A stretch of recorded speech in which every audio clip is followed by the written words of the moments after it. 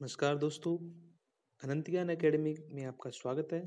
मैं हूं RJ take गुरु और हम पढ़ रहे हैं आज इलेक्ट्रोकेमिस्ट्री का एक टॉपिक गैल्वेनिक सेल। तो मैं गैल्वेनिक सेल के ऊपर आपको छोटा सा इंट्रोडक्शन दे रहा हूं पहले, उसके बाद हम इसको डिटेल में स्टडी करेंगे।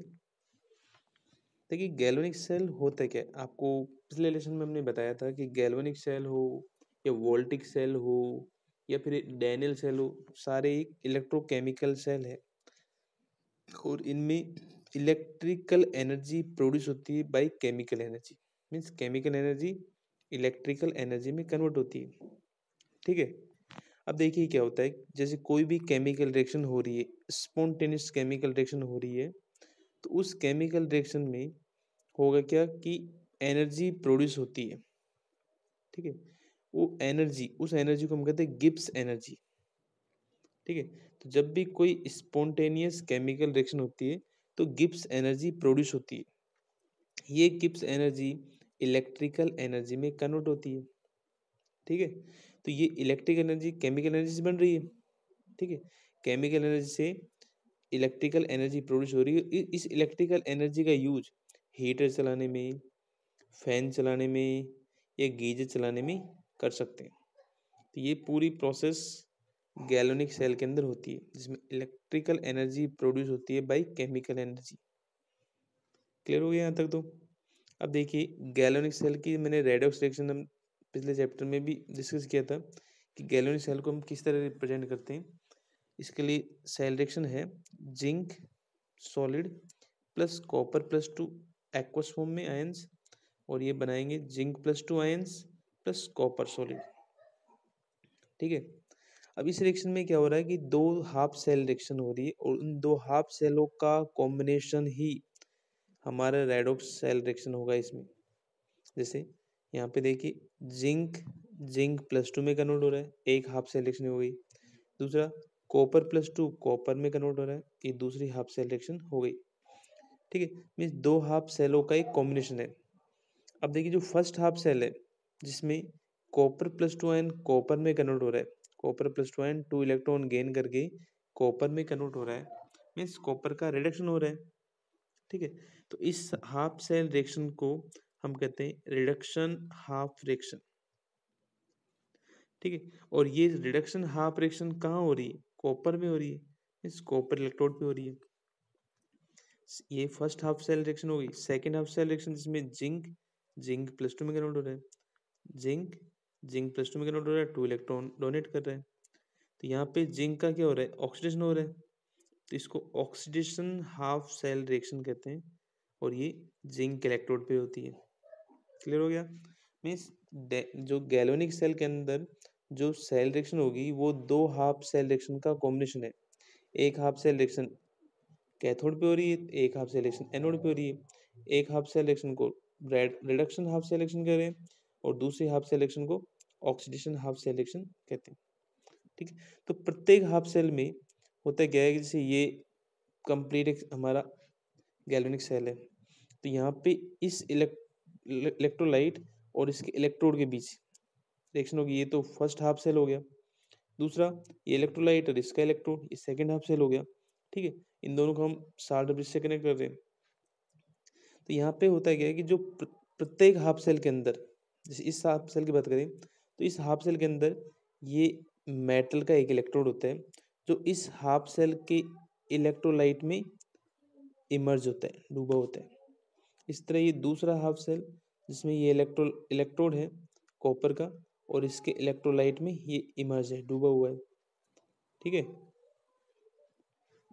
तो प्रत्येक हाफ सेल में मेटलिक इलेक्ट्रोड इलेक्ट्रोलाइट्स में डूबा हुआ होता है, इमर्ज होता है।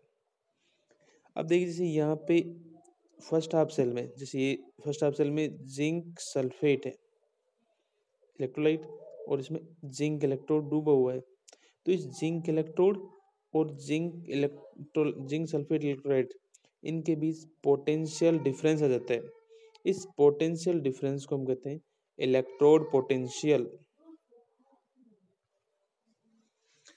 तो इलेक्ट्रोड और इलेक्ट्रोलाइट के मध्य जो पोटेंशियल डिफरेंस उत्पन्न होता है उस पोटेंशियल डिफरेंस को इलेक्ट्रोड पोटेंशियल कहा जाता है। मीन्स जैसे इलेक्ट्रोलाइट है और इसके अंदर इलेक्ट्रोड है, तो इस इलेक्ट्रोड का पोटेंशियल होगा और इस इलेक्ट्रोलाइट का पोटेंशियल होगा, तो इन दोनों में जो डिफरेंस आएगा उसको हम इलेक्ट्रोड पोटेंशियल कहते हैं। क्लियर हो गया? अब आगे बढ़ते हैं। देखिए, जब हाफ सेल रिएक्शन में प्रयुक्त सभी स्पीशीज की कंसंट्रेशन केवल इकाई हो, तो उस केस में इलेक्ट्रोड पोटेंशियल को स्टैंडर्ड इलेक्ट्रोड पोटेंशियल कहते हैं। जैसे एग्जांपल देता हूँ, जैसे ये हमारा जिंक का इलेक्ट्रोड है, ठीक है, और जिंक इलेक्ट्रोड में ये जिंक सल्फेट सॉल्यूशन है, तो इस जिंक सल्फेट सॉल्यूशन की कंसंट्रेशन 1 मोलर हो, एक इकाई हो, तो उस केस में इस सॉल्यूशन को इस इलेक्ट्रोड को हम स्टैंडर्ड इलेक्ट्रोड कहते हैं, और उस केस में इसका इलेक्ट्रोड जो पोटेंशियल आएगा उसको स्टैंडर्ड इलेक्ट्रोड पोटेंशियल कहते हैं।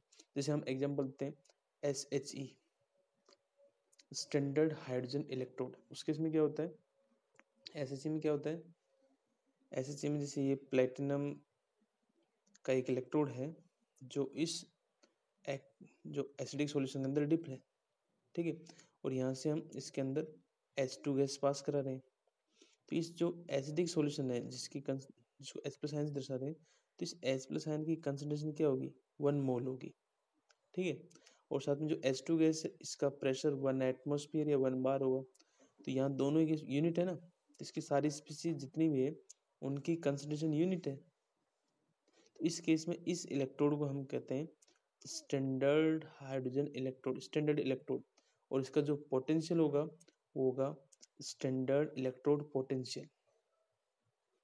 क्लियर है? IUPAC ने क्या कहा है कि जो स्टैंडर्ड रिडक्शन पोटेंशियल होता है वही स्टैंडर्ड इलेक्ट्रोड पोटेंशियल है। IUPAC ने कहा है कि स्टैंडर्ड रिडक्शन पोटेंशियल ही स्टैंडर्ड इलेक्ट्रोड पोटेंशियल होता है। अब देखिए, ये हमारे पास दो सेल है, दो हाफ सेल है, ठीक है, और इनको हमने सॉल्ट ब्रिज से कनेक्ट कर दिया, इनके अंदर इलेक्ट्रोड लगे हुए हैं, तो वह हाफ सेल जिसमें ऑक्सीडेशन होता है उसको हम एनोड कहते हैं, और उसका पोटेंशियल होगा नेगेटिव, ठीक है, जैसे यहाँ पे जिंक का ऑक्सीडेशन हो रहा है, जिंक +2 में कन्वर्ट हो रहा है, तो जिंक वाला हाफ सेल होगा एनोड, तो इसको तो मैं कहूँगा एनोड, ये एनोड, और दूसरा हाफ सेल जहाँ पर रिडक्शन हो रहा है उसको हम कहते हैं कैथोड, इसको हम कैथोड, जैसे कॉपर है यहाँ पे, और इसका पोटेंशियल पॉजिटिव होगा। क्लियर हो गया?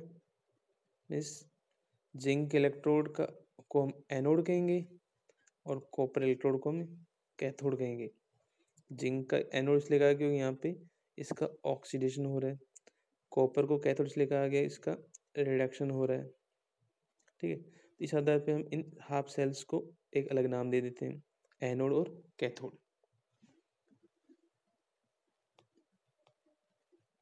अब देखिए, इलेक्ट्रॉन्स का जो फ्लो होता है, इलेक्ट्रॉन कहाँ फ्लो होते हैं, इलेक्ट्रॉन नेगेटिव इलेक्ट्रोड से पॉजिटिव इलेक्ट्रोड की ओर फ्लो करते हैं, क्योंकि इलेक्ट्रोड पे चार्ज माइनस होता है और माइनस चार्ज को कौन अट्रैक्ट करेगा, प्लस चार्ज, इसलिए इलेक्ट्रॉन नेगेटिव इलेक्ट्रोड से पॉजिटिव की ओर गमन करते हैं, चलते हैं, और नेगेटिव इलेक्ट्रोड यहाँ क्या है, एनोड है, ठीक है, और पॉजिटिव इलेक्ट्रॉन कैथोड है, मीन्स इलेक्ट्रॉन एनोड से कैथोड की ओर चलते हैं।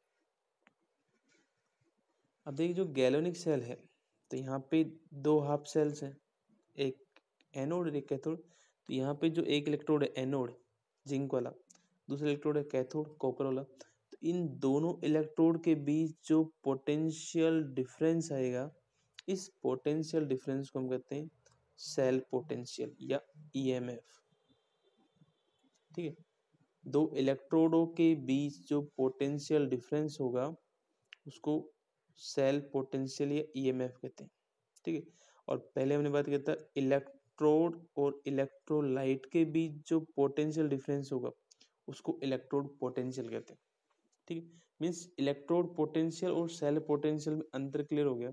इलेक्ट्रोड पोटेंशियल इलेक्ट्रोड और इलेक्ट्रोलाइट के बीच पोटेंशियल डिफरेंस है, जबकि सेल पोटेंशियल दो इलेक्ट्रोडों के बीच का पोटेंशियल डिफरेंस है।